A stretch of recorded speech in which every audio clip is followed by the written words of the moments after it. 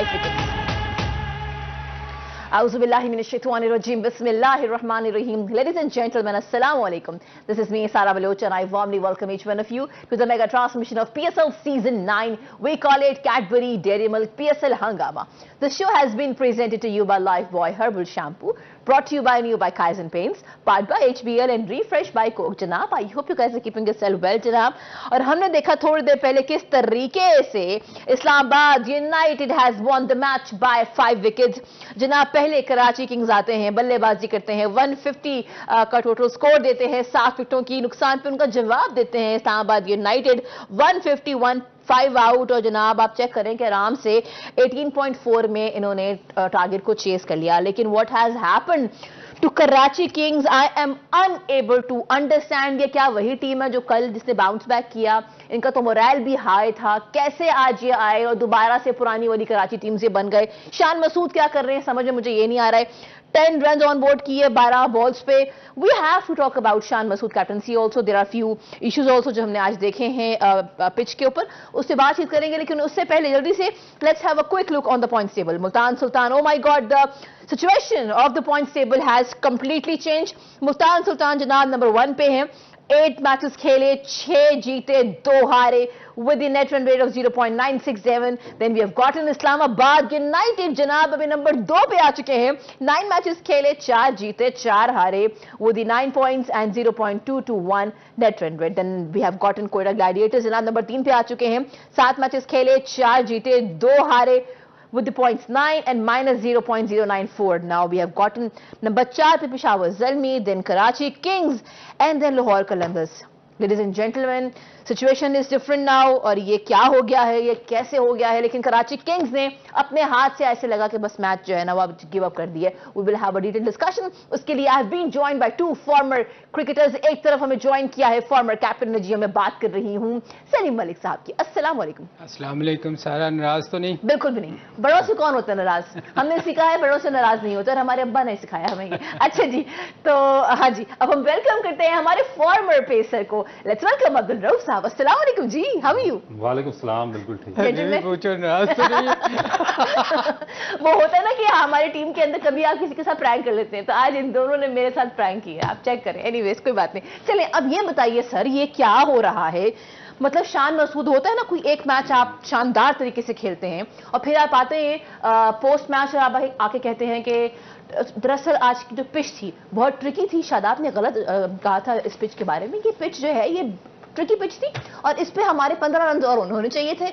हम फिर आज जो है वो रन्स के जो है ना वो we were short of runs. But जिस तरीके से अगर हमारी टीम दिखा दे, पहले ही आते साथ अगर आप वो वीडियो दिखा दें, सलमान अली आगा 9.3 ओवर था if I am not wrong जनाब, वो स्ट्राइक पे थे और उनके बैट को टच नहीं किया है गेंद ने। लेकिन अब जाहिर है पैनिक बटन आई थिंक दब गया था उनका शान मसूद का, और वो आर्ग्यूमेंट कर रहे हैं। तो मैंने कभी ऐसा बिहेवियर देखा नहीं है शान मसूद का। Sir if you can talk about it. एक तो उनकी कैप्टनसी ये वाली जो जेस्चर है, दूसरा आज भी वो ओपनिंग में आ गए, भाई उनको तो रेस्ट करना चाहिए था ना। क्या हो गया सर, ये क्या हो गया कराची किंग्स? ये ना सारे जितने भी कप्तान है ना, इनके पास एक एक्सक्यूज बड़ा अच्छा होता है, हम 15 रन शॉर्ट थे। थोड़ा आगे पीछे भी नहीं करते कि हम 15 रन शॉर्ट थे। ये देखें आप, मैंने पहले भी कहा था कि शान मसूद को अपना बैटिंग ऑर्डर, ये ज़रूरी नहीं होता, कई दफ़ा होता है कि आपसे एक नंबर पे बैटिंग नहीं होती, तो आप अपना नंबर शफल कर सकते हैं। चूँकि वो कैप्टन है, वो चाह रहा है कि पाकिस्तान से ओपन करता है, वो क्लेम करता है कि मैंने ओपन करनी है, क्योंकि कई दफ़ा उसका नंबर शफल किया गया था। तो मेरे ख्याल वो उस डर से बाहर नहीं निकल रहा कि मैं नीचे जाऊंगा तो पता नहीं क्या क़यामत आ जाएगी। आपको अपना नंबर शफल करना चाहिए था। हमने पिछली दफ़ा भी कहा था। देखिए 2 उनके ओपनर, वो जो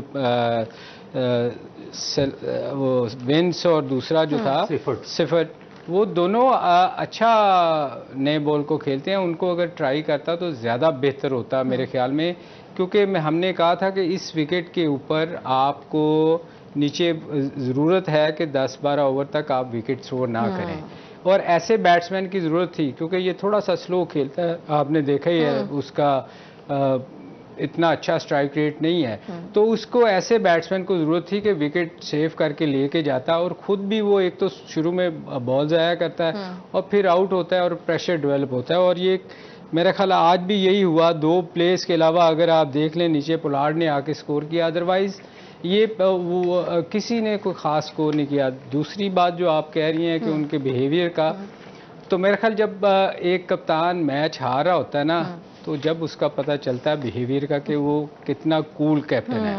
आप देखें धोनी को कभी भी जितनी भी मार पड़ी होती थी, इवन रिजवान को देख लें कि रिजवान भी जाके कैच गिरता है या कुछ होता है तो वो जाके अपने प्लेस को उनका मुराल उठाने की कोशिश करता है। हालांकि जितनी गंदी उसने फील्डिंग की है उसके खुशदिल मेरा ख्याल है कोई और कैप्टन होता तो शाबाशी के अलावा जाके मारता कि तुम क्या कर रहे हो। मगर ये मेरा ख्याल है वो ये शो करता है कि आप कितने अंडर प्रेशर हो। ये अंडर प्रेशर ही है ना कि आप जाके एक तो आपने वो क्या कहते हैं रिव्यू लेट लिया, टाइम गुजर चुका था। एक्चुअली वो उनको बता रहे थे कि आपने टाइम लेट कर दिया है, आप रिव्यू लेने में देर कर दिया है, तो वो उस पर नाराज हो रहा था। ये वो शो ये करता है कि आप चूंकि मैच आपके हाथ से निकल रहा था और आप जो थे वो नर्वस थे, और नर्वस जो थी वो गुस्सा आप प्लेस पे निकाल रहे थे, जो कि मेरा ख्याल है कि किसी भी अच्छे कैप्टन को इस तरह की नहीं होनी चाहिए, क्योंकि वो शायद रूप डाल रहे थे कि मैं आगे टेस्ट मैच में कप्तान हूँ, तुम्हें ये होता है ना। एक तो वो बेचारा आगा सलमान चूंकि नया प्लेयर है, उसकी जगह कोई सीनियर होता तो शायद ज़्यादा बात बढ़ सकती थी। मगर अच्छी चीज़ ये थी कि वो उसको यही कहता रहा कि आपका टाइम देखें, आपने निकाल दिया है। तो ये होना नहीं चाहिए। इसको मेरा ख्याल इस पे को भी इस चीज़ पे सीखना चाहिए कि ऐसे काम नहीं करने चाहिए। हाँ, जहाँ पे इनको ये सीखना है कि इनिंग्स कैसे आपने कैपिटलाइज करनी होती है और आपके साथ आउट नहीं होना होता, वहाँ पे ये भी सीखना है कि how you need to calm down dude. जहाँ ये बात हो रही है वहाँ पे एक अच्छी चीज़ हुई, किस तरीके से फहीम अशरफ ने आज जो है वो फिनिश ऑफ किया मैच जनाब। 12 रन जो है ऑन बोर्ड किया, 8 बॉल्स पे नॉट आउट गए। और फिर अगर उनकी हम बॉलिंग देखें, because he happen to be the man of the match, अगर हम उनकी बॉलिंग की बात करें जनाब, तो उन्होंने 2 विकेटें ली हैं, 4.00 इकोनॉमी है 4 ओवर्स के हिसाब से। रऊफ जी क्या कहते हैं फहीम का? हमने कल भी बात की थी उनकी पावर हिटिंग की। रन तो मतलब ऐसा था नहीं कि बहुत सारे रन बनाने हैं उन्होंने, रन कम ही उनके हिस्से में आए, लेकिन मैच फिनिश ऑफ किया। देखिए मेरा ख्याल कि अभी इसमें जो पहला पार्ट एक नाम भूल गई है, हैदर अली ने 26 किया, जो मेरा ख्याल है आज तो इंटरव्यू चल रहे थे उसके। पहले पार्ट में मेरा ख्याल है कि इससे इतना अच्छा परफॉर्म नहीं हुआ फहीम अशरफ से, बॉलिंग में भी स्ट्रगल करते रहे, बैटिंग में भी। मगर जो लास्ट 3 मैचेस हैं उनमें इनकी जो परफॉर्मेंस है वो आउटस्टैंडिंग रही है। लास्ट मैच ऑलमोस्ट इन्होंने सिंगल हैंडेडली मैच जितवा दिया था इस्लामाबाद को, मगर थोड़ी सी एक उसमें आप इसको कह सकते हैं कि मिस्टेक थी, जिसमें उन्होंने 4th बॉल पे सिंगल ले लिया। हालांकि 9 विकेट डाउन थी और इनको सिंगल नहीं करनी चाहिए थी, और अगर ये सिंगल ना करते तो लास्ट मैच भी लाहौर से ये इस्लामाबाद की टीम जीत सकती थी। मगर इस मैच में बड़ा अच्छा उन्होंने फिनिश किया, और बॉलिंग स्पेशली बॉलिंग में उन्होंने काफ़ी कॉन्फिडेंस के साथ बॉलिंग की है। 4 ओवर में 16 रन देकर 2 विकेटें ली है। मगर इससे पहले जिस तरह सलीम भाई ने बात की, मैं उस पर आऊँगा कि देखें कि टीम जो कराची किंग्स की है ना, उस पर बहुत ज़्यादा बात हो रही है। इतनी बुरी टीम नहीं है, मगर जो टीम सिलेक्शन है ना इस डिफरेंट मैचेस के लिए, उसमें थोड़ा सा मेरा ख्याल है कि इनसे कम्बिनेशन नहीं बन रहा। आप देखें कि अगर एक आदमी वो उससे नहीं परफॉर्म हो रहा, वो टीम पे बोझ है, चाहे वो कैप्टन है या कोई भी है, तो उसको मेरा ख्याल है कि थोड़ा सा सेक्रीफाइस करना चाहिए। रऊफ जी आपने बहुत अच्छी बात की है, टीम सिलेक्शन के ऊपर हमें बात करनी पड़ेगी, आप समझ गए। I am very sorry, I have to move toward this short commercial break. हमारे साथ रहिएगा, आएंगे और टीम सिलेक्शन के ऊपर ही हमें डिस्कशन करनी। कीप वॉचिंग पीएसएल हंगामा।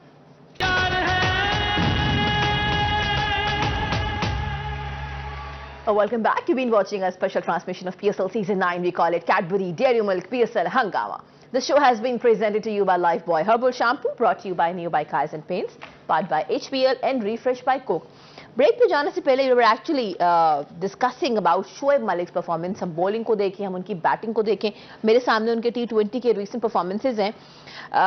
Ladies and gentleman, I want to quote this कि बेस्ट से बेस्ट परफॉर्मेंस जो उनकी T20 के स्टैट्स मेरे सामने आ रहे हैं रिसेंट, या तो 53 है, या 38 है, 27 है, या 29 है, 10 है, 6 है, 12 है। What's wrong with Shoaib Malik? Bowling में भी देख लें तो 2 विकेटें लिए हैं, समझ से बाहर है कि ये, और ये इनके 24 के स्टैट्स हैं। सर मैं आपसे पूछती हूँ, Ravi may be you can comment also, what's wrong with Shoaib Malik? उनकी कोई लाइन लेंथ का मसला है, उनकी बैटिंग में क्या मसले? बिकॉज वो आ तो रहे हैं लेकिन वो उस तरह नहीं खेल पा रहे, वो निभा नहीं पा रहे। सर आज भी देखिए ना उन्होंने क्या खेला है सर, एक पे आउट हो गए सर। देखिए मैंने पिछली दफ़ा भी, आपको याद होगा, आपने ये सवाल किया था शुएब मलिक का, तो मैंने कहा था ये इसका आखिरी सीज़न लगता है, क्योंकि एक सर्टन एज होती है जब तक आपकी आईसाइट आपका साथ देती है। उसके बाद जैसे ही थोड़े से रिफ्लेक्सेस स्लो होते हैं ना, तो आप फ्रैक्शन ऑफ सेकंड आपने डिसीजन लेना होता है। तो वो जो आपके रिफ्लेक्सेस जब स्लो हो जाते हैं ना, तो फिर आप वो उस तरह परफॉर्म नहीं कर सकते, बेशक आप जितना। हालांकि शुएब मलिक के बारे में ये कहा जाता है कि वो उसकी फिटनेस लेवल जो है वो बाकी प्लेयर से बहुत अच्छी है, मगर इवन देन फिट होने के बावजूद भी आपके रिफ्लेक्सेस जब स्लो होते हैं ना, तो फिर आपसे वो उस तरह परफॉर्म नहीं हो सकता जिस तरह आप एक यंग प्लेयर जिसकी आईसाइट अच्छी होती है और वो देख सकता है। तो मेरा ख्याल है कि ये शुएब अब उस स्टेज पे आ चुका हुआ है कि बजाय उसको अगले साल वो कहें कि आपको हम नहीं ले रहे, जैसे बहुत सारे प्लेयर्स के साथ हुआ है, तो मेरा ख्याल खुद भी वो इतना समझदार है कि मैं शायद अगले सीज़न के लिए वो उसको इससे पहले कि कंसीडर ना करें, वो खुद ही छोड़ दें। What is your take on this? देखिए मेरा ख्याल है कि मैं शुएब से ज़्यादा मैं बात करूंगा कराची की मैनेजमेंट पे, क्योंकि जब आप एमर्जिंग प्लेयर्स पिक करते हैं तो आपकी ड्यूटी है कि आप उनको डेफिनेट चांसेस दें और फेयर इनफ चांसेस दें, क्योंकि आपने एमर्जिंग प्लेयर्स को ही डेवलप करना होता है आगे। और शॉर्ट फॉर्मेट एक आइडियल प्लेस होती है जहाँ पे आप जो यंग और एमर्जिंग टैलेंट होता है आप उसको डेवलप भी कर सकते हैं, चांसेस भी दे सकते हैं। आपके सामने मुल्तान सुल्तान, मैं बार बार क्यों रिजवान की तारीफ करता हूँ कि उसने फेयर चांसेस दिए हैं। उसकी टीम में जितने एमर्जिंग प्लेयर जो उन्होंने साथ रखे थे उसने सबको चांसेस दिए। फैसल अकरम को उसने चांसेस दिए, जहाँ पर जगह बनी उसने उससे पूरे ओवर्स करवाए हैं। जब उसको थोड़ा सा प्रॉब्लम हुआ उसने उसकी जगह खुशदिल शाह से उसका कोटा पूरा करवा दिया, प्रेशर भी नहीं पड़ने दिया, चांसेस भी दे दिए और उसको एक्सपीरियंस भी दे दिया। उसके बाद यासर को उसने चांस दिया, यासर खान को उसने, उस्मान खान को उसने चांसेस दिए। हालांकि उनके जो ओपनर थे बड़ा अच्छा हैंड्रिक्स थे और उसके बाद दूसरे जो मिलान थे मेरा ख्याल है वो बड़ा अच्छा परफॉर्म कर रहे थे मुल्तान सुल्तान की टीम से, मगर उसने उसके बावजूद जितने भी यंगस्टर्स थे सबको उसने चांसेस दिए। यहाँ पर कराची में मुझे इसके टोटल अपोजिट नज़र आ रहा है। आपका कैप्टन शान मसूद है, आप उसको कहते हैं बहुत उसको इंटेलेक्चुअल समझ रहे हैं, मगर वो किसी को चांस देने को तैयार नहीं है अपनी जगह पे, कंसिस्टेंट उसका फेलियर है। आपका अंडर 19 का साद बेग बाहर बैठा हुआ है, खिलाक बाहर बैठा हुआ। मैं आज भी कहता हूँ अगले 2 मैचेस में आप इन दोनों को खिला दें ओपन पे तो ये रिजल्ट आपके टोटली डिफरेंट होंगे। जब आप चांसेस देंगे तो आपके बच्चे डेवलप होंगे। इसी तरह शुएब मलिक अगर नहीं परफॉर्म कर रहा, उससे कुछ नहीं हो रहा, तो शुएब मलिक ने आगे कौन सा पाकिस्तान के लिए वर्ल्ड कप या कुछ और टूर्नामेंट खेल लेना है। ये बच्चे जिन्होंने पीछे वर्ल्ड कप में परफॉर्म किया, अंडर 19 में परफॉर्म किया, इनके ज्यादा चांसेस हैं। और एक आइडियल प्लेटफॉर्म है कि आप इनको चांसेस दे के इनको कॉन्फिडेंस दें। ना वो उनको बच्चों को खिला रहे हैं, कॉन्फिडेंस दे रहे हैं, ना वो टीम के अंदर को चेंज कर रहे हैं। जो फॉरनर प्लेयर बुलाए हैं डुप्लाए जैसे, उनको भी उनकी जगह पे चांसेस नहीं दे रहे। और कंसिस्टेंट शुएब मलिक भी खेलते जा रहे हैं और शान मसूद भी खेलते जा रहे हैं। तो ये मेरा ख्याल है कि इसी वजह से ये कराची का डाउन है। सर एक मैसेज हमें आया है, आपके लिए आया है, हमें भेजा है बहावलपुर से राहिला ने, कह रहे हैं कि उनकी रीसेंट स्टैट जिसे आप लोगों ने शो में डिस्कस की है उसको देख के लग रहा है कि इनका ध्यान गेम में नहीं। तो सर ध्यान अगर गेम में नहीं तो ध्यान कहाँ है इनका? ये आपका क्या मकसद है, मुझे इसे क्लियर करें। आई डोंट नो, मतलब अब देखें people are questioning, they are your fans। ये किसका मैसेज? राहिला बहावलपुर से। वो मेरे ख्याल राहिला चाह रही है कि उनकी तरफ देखें। देखें ये मुझे नहीं समझ सवाल। देखें यहाँ तो क्लियर होता है ना कोई सवाल, गेम में ध्यान नहीं है। ये मुझे इस सवाल का समझ नहीं आई क्लियर, या तो आप क्लियर कर दें। लेकिन जो मैं समझी हूँ, आपने भी कहा ना कि जिस तरह वो खेल रहे हैं उनके रीसेंट स्टैट्स अगर आप 2018 से लेकर अब तक भी देखें तो कंसिस्टेंसी नहीं है। तो उनके जो फैंस हैं वो भी सोच रहे हैं कि उनका ध्यान कहाँ है। नहीं देखें, अभी रऊफ ने जो बात की है ना बड़ी अच्छी बात की है कि यंगस्टर को हमें डेवलप करना चाहिए। देखें ये जितने भी फ्रेंचाइजी है ना ये नामों के पीछे शायद भाग रहे हैं कि हमारी टीम में बड़े नाम होने चाहिए। जैसे शुएब एक अच्छा प्लेयर था अपने टाइम पे, उसने बहुत अच्छा किया हुआ है।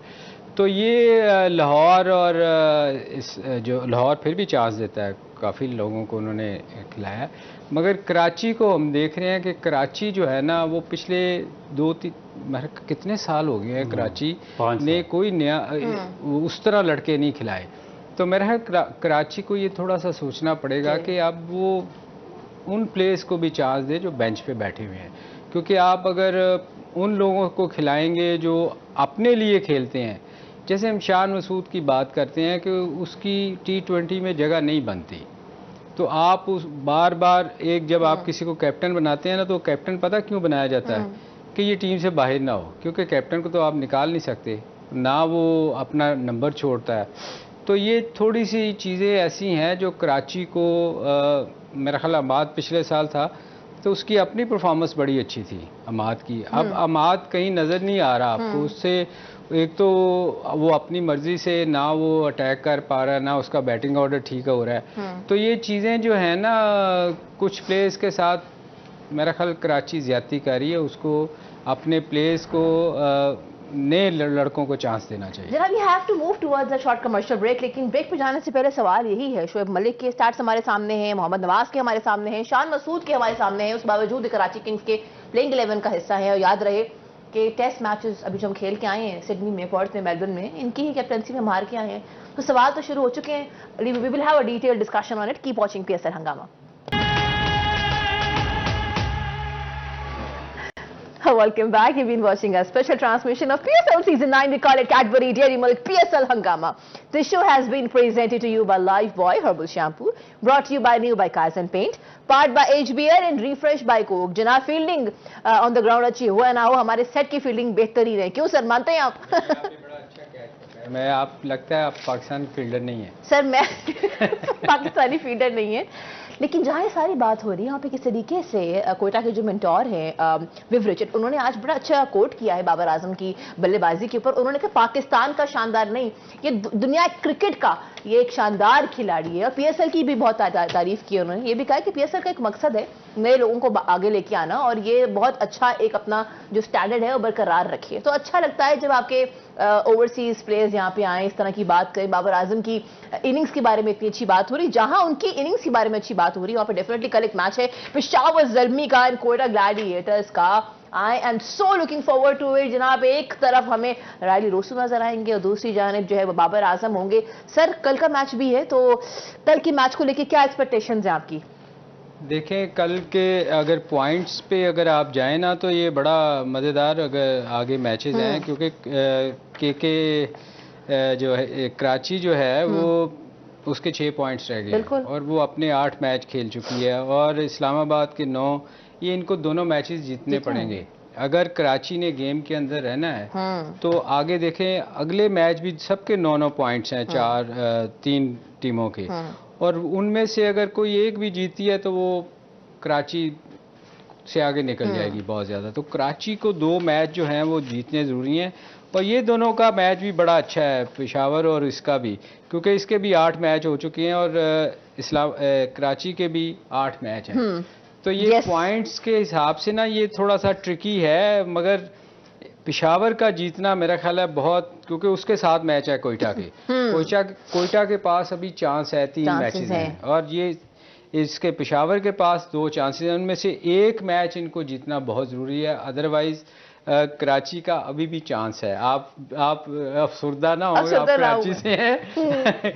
कराची का अभी भी चांस है, अगर दोनों मैच जीते हैं तो इनके 10 पॉइंट्स होते हैं।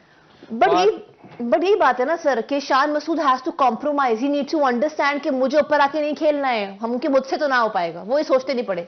ये देखें, ये तो फिर ये तो कैसे होगा सर? शान को सोचना है ना, ये आपने और मैंने तो नहीं सोचना है, या कराची वालों ने सोचना है। अच्छा, आई कम टू यू रऊजी। आज हमने देखा कि फर्स्ट इनिंग खत्म हुई तो Imad Wasim was talking to the commentator, बात हो रही थी उनसे, तो जनाब उन्होंने आज इकॉनमी बरकरार रखी, 4.50 की, 4 ओवर्स किए, 1 विकेट ली।